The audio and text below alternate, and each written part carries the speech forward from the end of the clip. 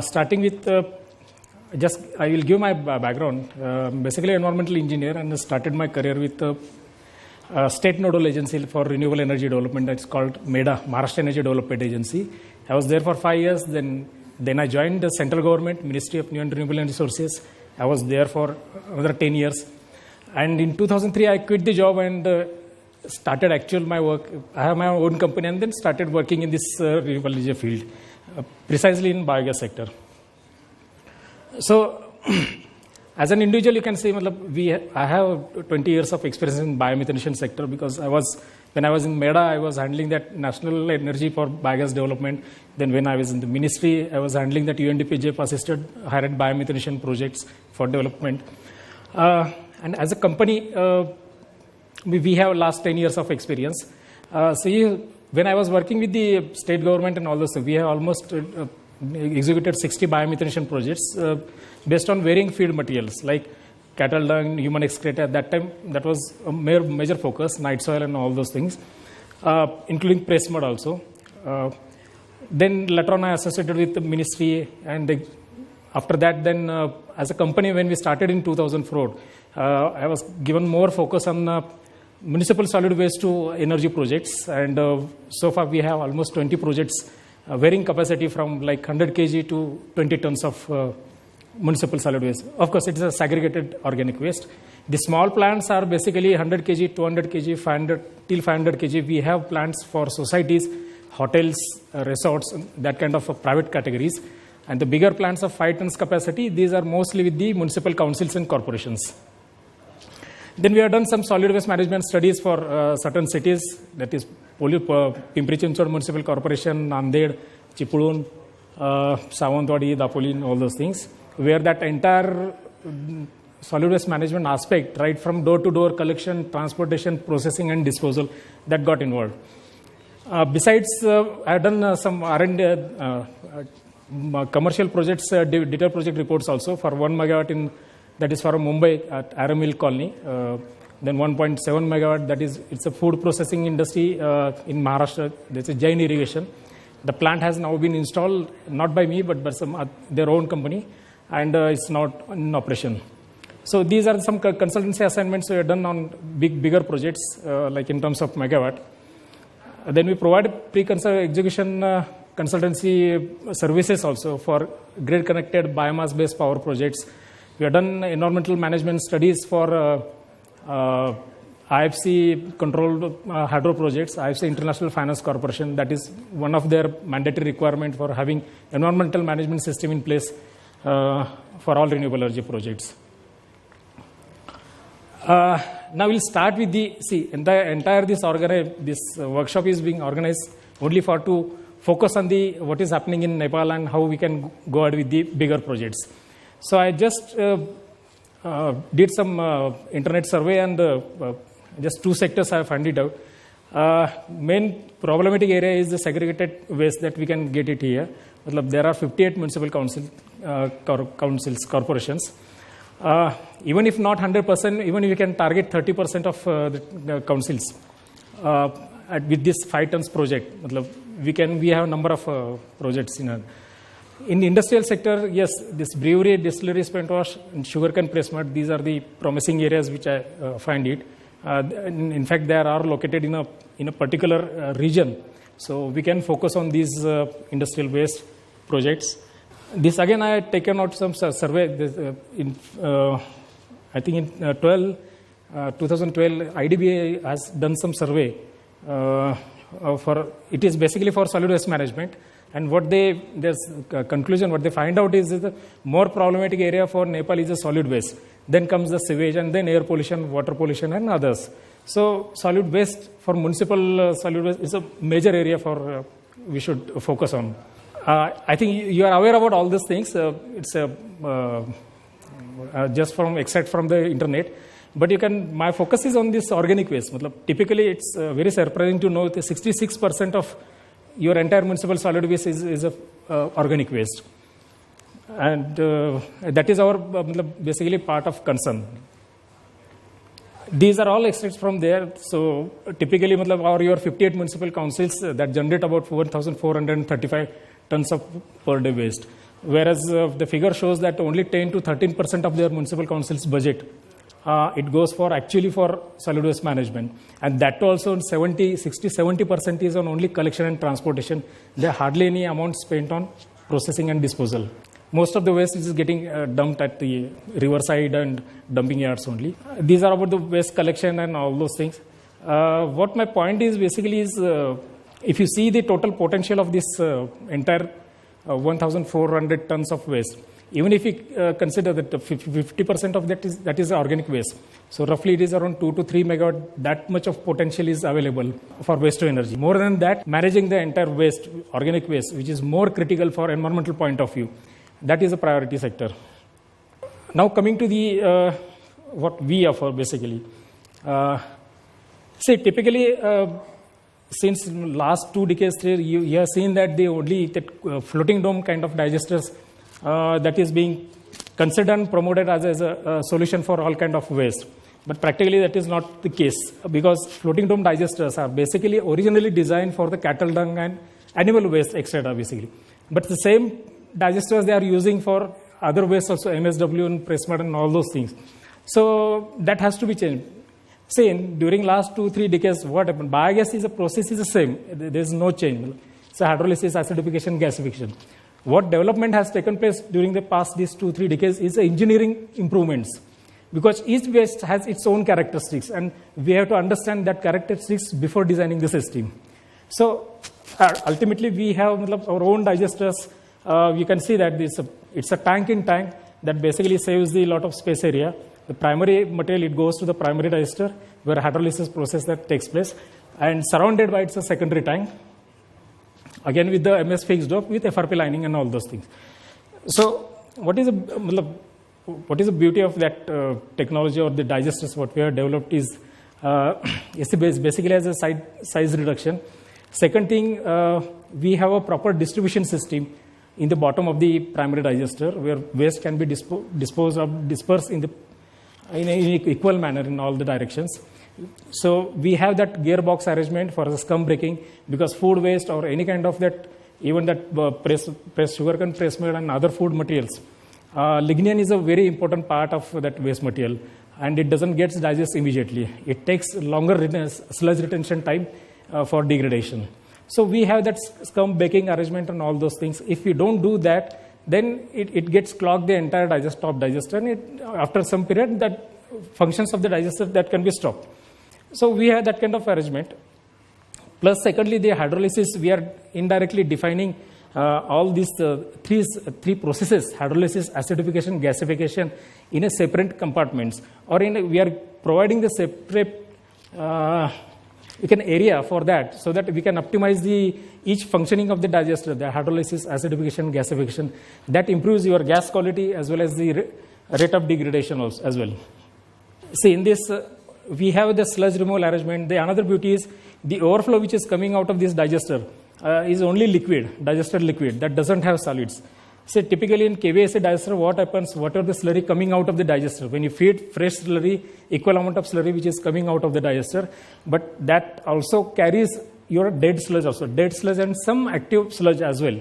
So here that situation is not there. Only whenever you feed the fresh material, you will get only pure water outside the digester. Pure means in the sense that there is hardly any solids, because all solids get deposited at the bottom of the digester, and we only remove as and when that sludge, actual manure with having nitrogen contents. So we remove from the bottom of the digester. So that helps us in maintaining MLSS and MLVSS, mixed liquor solids, suspended solids and volatile solids. So we can recirculate wherever we want. That recirculation has to be there to maintain the FM ratio, food to microorganism ratio. We can recirculate. Rest we can directly use it as a compost, which is having almost 28 to 30% of solids. That kind of thick material is coming. You can directly use it for the manure purpose. See, in the routine system, what happens, whatever slurry comes out of the digester, you design some slurry beds for the plant. You put that slurry, once it is get semi-dried, and then you can use it to the agricultural feed. But during that process, what happens, the nitrogen gets evaporated. So you are losing nitrogen in that case. So here we don't have any sludge drying beds, nothing. So whenever you want slurry, you just open it the bottom sludge, and you get that slurry which is having nitrogen content properly, you can use it directly to the agriculture field. Even that overflow, 50% we recirculate into the system, and 50% it is sent to the gardens, PMC gardens as a liquid manure, or we have a drainage arrangement also for that.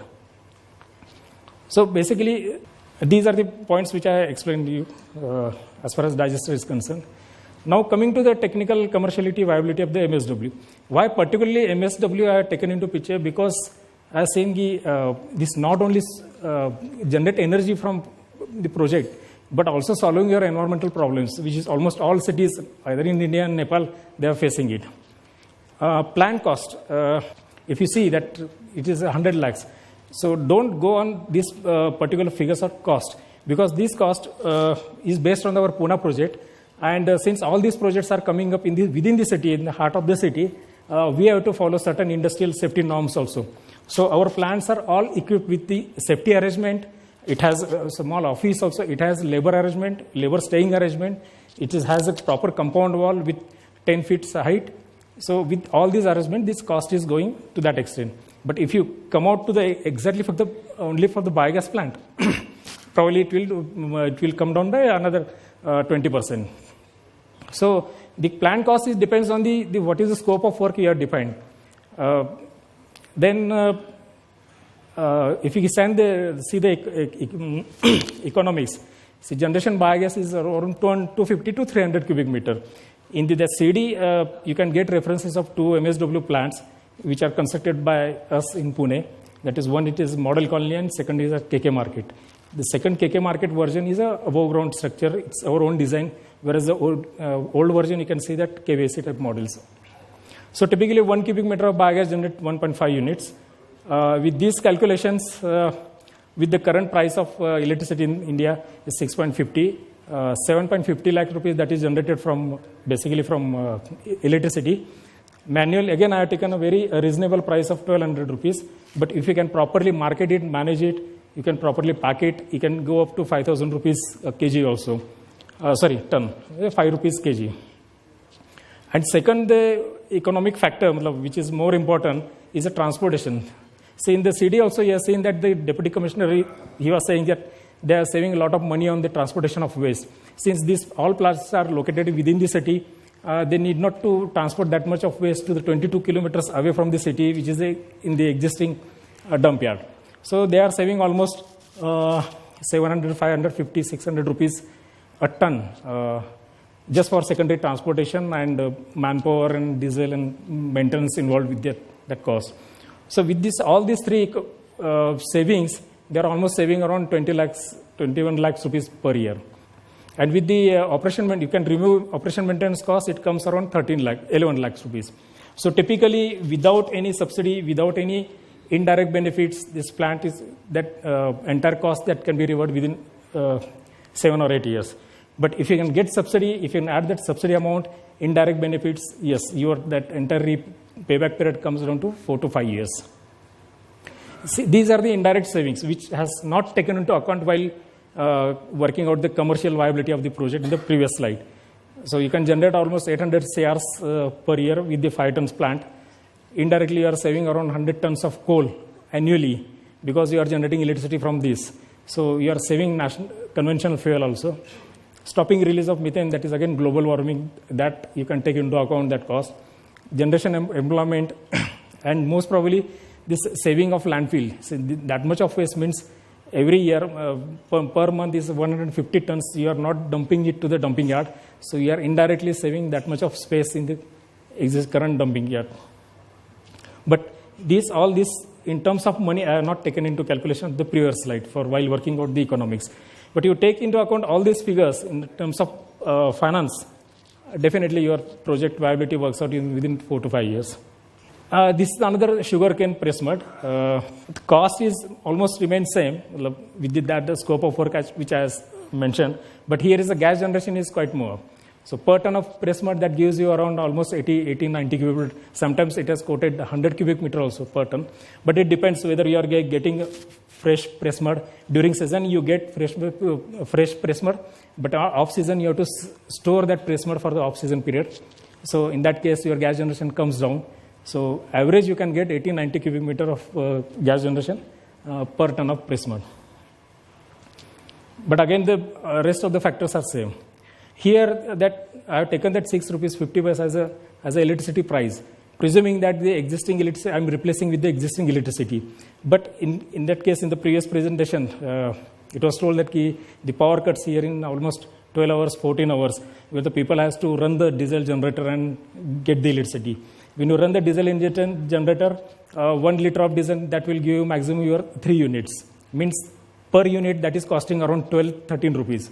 It is almost double of what the electricity you are getting from the conventional sources, that thermal or hydro.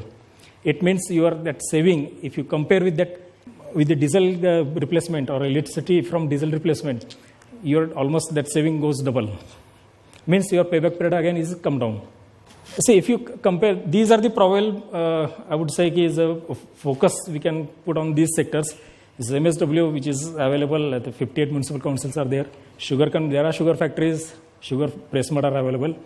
But just for the comparison purpose, I put that it's a 5-ton capacity for all the units.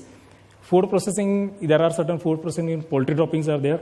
Cattle dung, yes, you can go with the cattle farms, wherever the cattle farms are there, they can go with that. But more economics you will get in press mud, poultry waste and food processing, mostly sugarcane, press mud and poultry waste, as far as gas generation is concerned. Whereas cattle dung, the gas generation is comparatively low. It's 40 cubic meter only from per ton of waste. Whereas poultry, 80-90 cubic meter get. It's a food processing it. Again, you get 60-70 cubic meter pure food waste. Sugarcane, again, it comes to close to 80 cubic meter per ton. And MSW, it depends on the quality of your food waste. Even in Pune, within Pune city, the food waste we tested at one place and the other plant, it differs. So that has a lot of involvement of seasonal variation, your cultural variation, all those things. But if you see the comparison, I have two comparisons. One is for electrical application and second is for thermal application. So broadly, I can say, if you go for, as long as possible, if you go for thermal application, your economics payback period comes within 2-3 years. Your money gets recover within 2-3 years. But wherever possible, if you want to go for electricity generation, because you are again reducing your efficiency from kinetic energy to electrical energy, that already 30%, 25-30%. So in that case, your payback period increases maybe around 5 years, 6 years. So try to, because here the entire focus is on generation of biogas. The utilization of biogas is no issue. The standards of technology are available, equipments are available. It's only choice of that particular beneficiary whether he want to go for power generation or he want to go for thermal application. But first preference should always go to the thermal application where you get energy conversion efficiencies almost 60%. And if you have no choice, then you can go for electricity generation. But utilization gas is absolutely no issue. Storage of biogas, the cleaning of biogas, and utilization of biogas, maybe for thermal application, maybe for electrical application, even thermal for cooking and heating, that is a common one. You can use this gas for boiler feeding also. Burners are available. Everything is technology is it is available in the market. It's no issue at all. The crux of the entire situation is your digester. If your digester are perfectly all right, if it's that's handling, taking care of your all kinds of parameters of that particular waste, nothing can stop. Everything can go perfectly all right. And it is already been proved. It is nothing that we are trying something new over here. Now we'll come to the precisely the case study. This is a model colony plant. You got that represented the DVD also. Each plant has its own history. When I started constructing this plant, I will just come to this model colony plant. This was our almost second, third project. That time it takes almost 2 years for me to convince the municipal corporation, the commissioner, deputy commissioner, what he has seen, what he is commenting on the projects. Now he is saying, yes, everybody should go for that and all those things. But for me, initially, it took me 2 years to convince that person, let us go for this kind of project. But their main apprehension was, I am talking about having a 5 tons of plant within the city. You can see residents are just next to these plants. Hardly 20 feet, there is a residential complex. Normally, the mindset of us says, we don't allow to even want to see the container, waste container just front of our door. And I'm something talking about having a 5 tons of processing plant within the city itself. And this model colony is a high profile area. But we installed the plant, we successfully proved it, yes, this decentralized waste management can work perfectly all right. And they also got convinced. Now there are 25 plants in Pune in operation. We almost have 8 plants out of that plant. But that was the initial period. Now you can see the slide. He's talking now. He's got convinced. Now he can convince to the other people. But initially it takes a lot of time to convince those people go through. Now then thereafter then started people coming from other states. Tamil Nadu is going in a big way. Karnataka is going in a big way. Chandigarh is going in a big way. Once they started seeing that is a human tendency. Seeing is believing. Unless when people they came, they seen the plants. Yeah, the plant is within the city. The residence is hardly 20 feet away from the plant, and it's operating. So if it is operating in Pune, then why can't in other cities also? So that was the initial stages. But here, that time I had 2 challenges. Okay, first we'll go to the economics. When we constructed this plant, that cost was about 60 lakhs rupees. These are the actual figures ended 31st May. Every month we have to maintain those figures because anytime anybody can ask under RTI how much electricity you have generated, how much waste you have taken, these other issues. So we have to maintain all these figures every month. So this is updated figure of 31st May. So far we have almost processed 8,000 tons of waste in the plant. The gas generation almost 4 lakh cubic meter. Engine we have operated for almost 10,000 hours. If you connect this gas generation, engine operation hours and electricity generation, probably it will not match with that initial basic concept of 1 cubic meter biogas generate 1.5 unit. Because it lots depends upon the connected load of your plant. See, the lights are not established because plant is there. Lights were already there. So only they have diverted certain lights to this plant. So there are limitations from the councils also, how much light they can divert to the engine. Otherwise, they have to go for putting up a cabling and all those things. So the present connected load is a 24 kilowatt. And almost 240 street lights we are running on this biogas plant throughout the night. See, these are the actual figures. Means what are the total...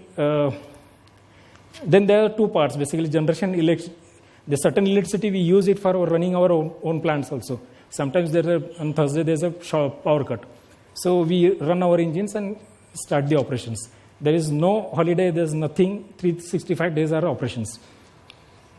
See, he can see these are the actual figures what we are saving.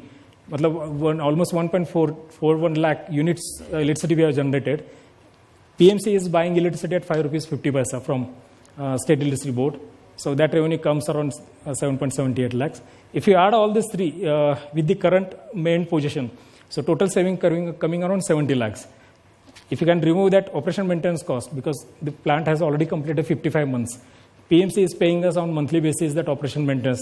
The only condition is that we have to take waste 150 tons for that month. Only that case they will pay us. Otherwise, they don't pay.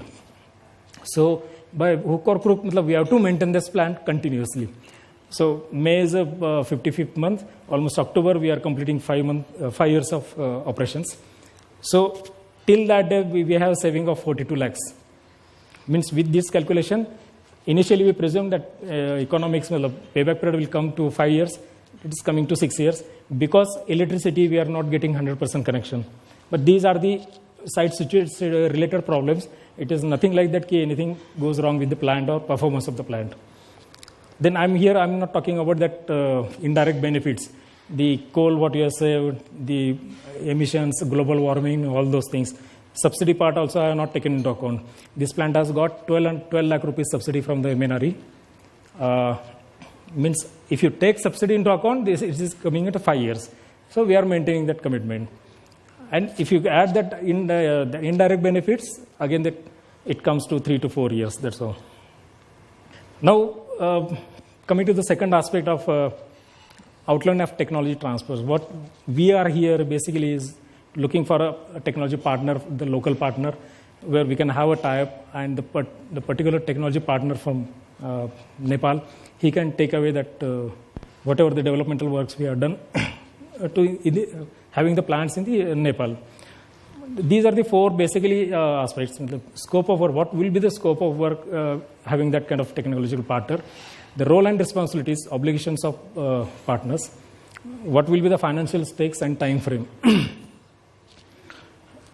So this entire text of this technology transfer aspect, I send it to Ashish. Probably, if you want, Ashish mail is available. It's a 6-7 page document. He will give to you. So, considering that the principal technology suppliers and product solutions, broadly the scope of work involves, we will do initial phases, DPR preparation, PFR and all those documents based on the information received from the local technology partner. I can say as an associate technology supplier, ASTS. Then normally these DPRs are broadly defined as a techno-commercial viability of the projects, and these DPRs are the bankable DPRs. Why I use that bankable DPRs means it should prove to the bankers, yes, this is a commercial viable project. Sometimes, see, techno-commercial viability is a different thing, and only commercial viability of the project is different thing. You can convince yourself for that viability of the project, but you have to convince to the bankers, this is a technology viable, it's a economically viable project. So that is why I use that bankable, because then a lot of questions comes from the bank, and we have to answer those questions to the bankers that we always do for the other projects, waste to energy project, big projects, as well as the biomass to cogeneration projects. And then once the first step is over, that is a pre-execution activities, like DPR preparation. Once the client is okay with the cost and all those things, then we enter into the second stage of detail engineering. So detail engineering, drawings, technical specifications, material of BOK, where that we will prepare ourselves. And we will monitor overall the initial projects that supervisor right from the execution of the project to the operation maintenance. Second thing is here I would like to mention that whatever the project we are installed in the Maharashtra, it is a complete package. It comes as a EPC contract, that is a turnkey contract of executing the project, and as well as with the 5 years of operation maintenance.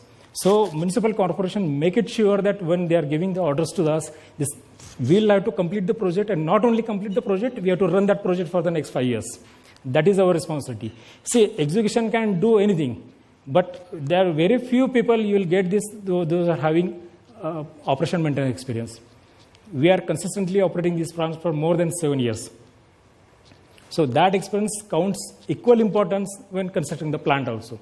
So it should always like that, the beneficiary can issue the work order saying construction of plant and operation maintenance also. Then overall supervising, as well as parallelly we can give the capacity building activities also, training and all those things. There are certain things, right, in the initial stages, I can say that is a proprietary equipments. Like digester we have seen, but I have not put everything into that picture. It's a schematic diagram, but we have certain modules we have developed, which is made in MS with FRP lining inside the digesters. So these are the proprietary items. Certain cases, mixers we are manufacturing our mixers. We have our own scrubbers. We have our own balloons for biogas storage. All these things initially for the demonstration projects or for certain period, 5-10 projects, we will supply that.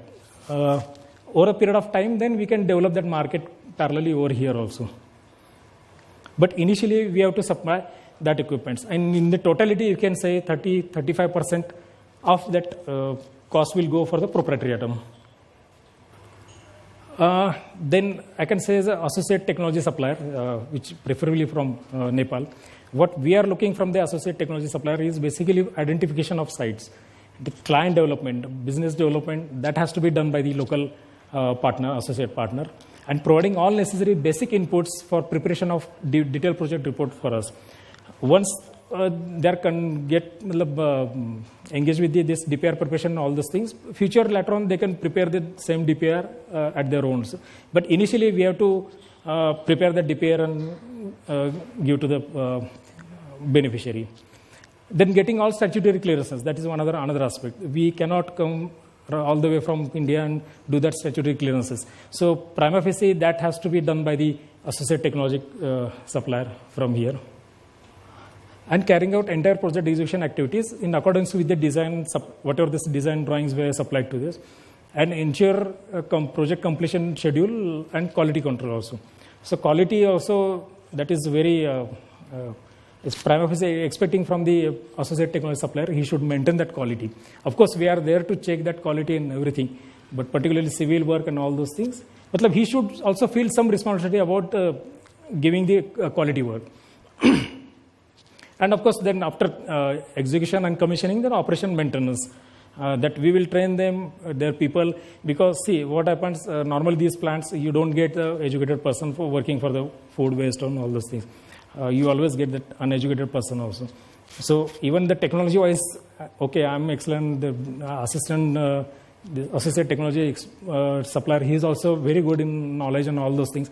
But particularly the people, those who are working on the plants, it depends, lot of depends on them only. So we have to train them in their language, in their sense of accessibility, then only the plants will work. Because every day we cannot stop there. Every day that associate technology consultant, he cannot be there. The operators who are actually working, they are uneducated. So we have to train them very properly. Then only all these plants work. These are very small things, but we learn a lot of things with our experiences. Then role and responsibilities. Is basically our role is to support ATS, the associate technology supplier, in all manner. Regarding then measurements and quality of work that we will check, cross-check with all these things. Providing capacity building right from the execution, operation maintenance, and scientific monitoring. That is the third aspect. Okay, you can once you put the plant, its plant is in operational. But whether the plant is functioning properly with the design parameters, that has to be checked. So that training also has to be given. Then mock drill training and all this, avoid any casualties. What type of casualties can happen in the biogas plant, how that can be tackled. All those trainings that we will take that responsibility. And of course that ATS, that local technology supplier, he has to maintain that documentation as per our requirements. We will prepare entire formatting and all those things, but he has to maintain all those things in a proper manner. And there should not be any business conflict. Basically that is what we expect from the ATS, project development and all those things. Almost all the plants we have covered. Whenever that opportunity comes for business, like government tenders and all those things, he should inform us. We jointly should prepare that tender documentation. We have to submit to the government. Everything should happen properly in a synchronized manner. Then only that you will get the proper output. And they should respect our credibility. They should appropriately put our name on their boards, that these are our principal technology suppliers. These are the very small things that we are expecting from the local technology supplier. These are all small things. The entire gist of 6-7 pages, it's available. I will give it to you. It's not an issue. Financial structure. What I feel is basically, if you can, there are two things. One is for municipal council, one is a private beneficiaries like poultry waste or press mud, the industry's part. So probably this you can work it out for beneficiary. What I am expecting, at least 50% money should come from the beneficiary side. Government can offer 25% as a subsidy, or maybe World Bank as a promotional activity they can offer. But it's all just my thoughts. It's not necessarily everybody should go in that way. There might be changes, but yes, there is a financial support is required from the maybe World Bank or from the Nepal government, and already provision is there. Of course, that operation maintenance, that 100% that has to be done by the beneficiary only. Some photography. This is a new digester what I was talking about. This is equipped with all the mechanical scrapping and all those things. Since this is in RCC tank, for any weather conditions, you can comfortably go with these RCC digesters. Whereas the first model, this digester we are considered in brickwork. This is typical floating dome type model, you can say. There are limitations when you operate this floating dome type KVAC type digester. That scum formation, you cannot handle properly that scum formation and all those things. See, for cattle dung, it's okay because cattle dung, you need not to see any parameters and all this. You just put that cattle dung. pH doesn't get changed. It is always same. But for the other waste material, like press mud or food waste, you have to precisely every day you have to check the pH of that material because you are only feeding organic food material. There's no microbes. Whereas in cattle dung, you are feeding everything. You are feeding microbes as well as organic material. So that can take care of your pH and all those things. But for the other waste material, you have to be very precise about the feeding ratio, maintaining FM, food to microbiome ratio, NPK values, and the pH of that digester. Everything that has to be monitored very precisely. Then and only this plant work in a consistent manner. Sanjay, I'm going to ask you to cut it short. Yeah. These are all other plants. This is Hiranandani, our first plant. This is 7th year of operation. So basically, when you are focusing on the execution part of the project, at the same time, you should give equal importance to the maintenance also. That is very critical. Otherwise, entire waste, that investment goes waste. This is one plant. I just would like to give a few seconds. This was the first plant of press mud. This was constructed in 1993. That time when I was working with the state nodal agency, Maharashtra Energy Development Agency, Ministry has sanctioned 4 projects on press mud. That was the first project in India which come out on the press mud. And when I was in the state nodal agency, I designed 2 plants. One is that Ugar Sugar Factory, and second is that Pravaranagar Sugar Factory is in Maharashtra, and this is just Maharashtra and Karnataka border, Ugar Sugar. It's a private sugar factory, and one is in cooperation.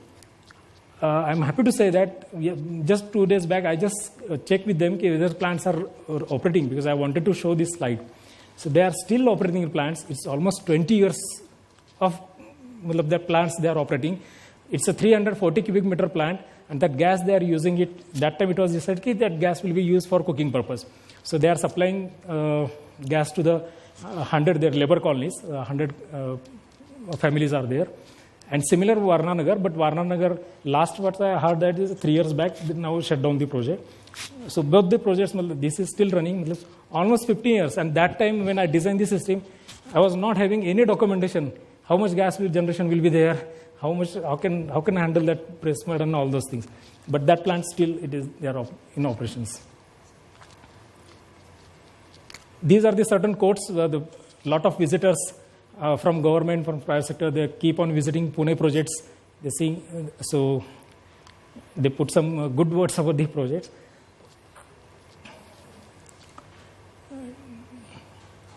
This is IS officers batch.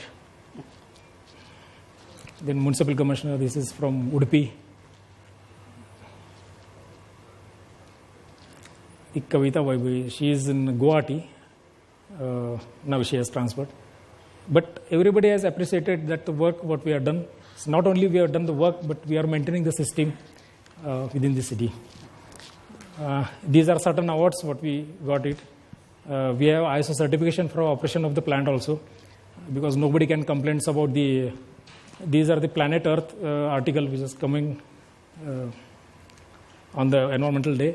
This is ministries. So thank you.